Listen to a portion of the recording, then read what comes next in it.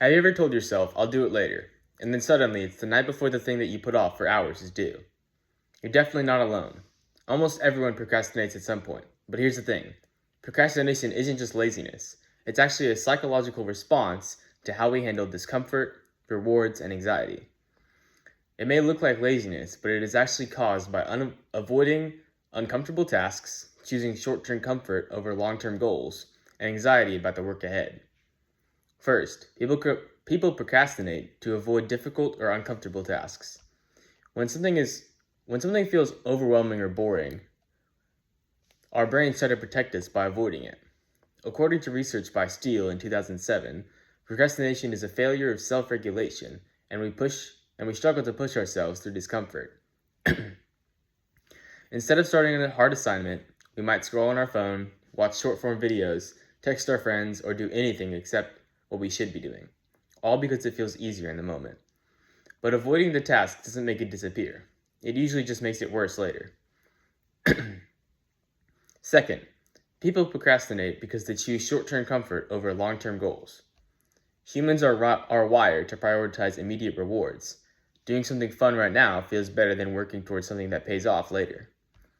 Tyson Baumeister in 1997 found that procrastinators often feel good in the short term, but end up with more stress and worse performance over time. So even though procrastination feels good at first, it actually creates more problems in the future. Common ways are turning in an assignment late because you thought you would have time, telling yourself you'll do something and then forgetting about it instead, or choosing something else that you think is more important in that moment. Finally, people procrastinate due to anxiety and fear about the work they need to complete. Sometimes it's not about the task being hard, it's about fear. Fear of failing, fear of not doing good, fear of not doing something perfectly, or even fear where success might lead. Research by Seroyce in 2014 and Van Ert in 2003 shows that procrastination is closely linked to anxiety and negative emotions. In other words, we're not avoiding the work, we're avoiding how the work makes us feel. So how do we fix it? One way to break tasks into smaller, manageable steps, instead of thinking, I have to finish this entire project, start with something simple, like writing one paragraph. Another strategy is to remove distractions and create a focused environment. Even small changes like putting your phone away can make a big difference. And finally, recognize that discomfort is normal. You don't need to feel motivated to start. You just need to begin. Once you start, the task often becomes easier.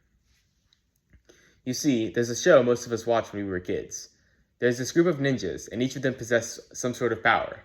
However, at the start of the story, they're all over the place. Day after day, they fail, and procrastination is a big problem for this group too. However, there's a wise old man who leads them, and he's far more experienced than them.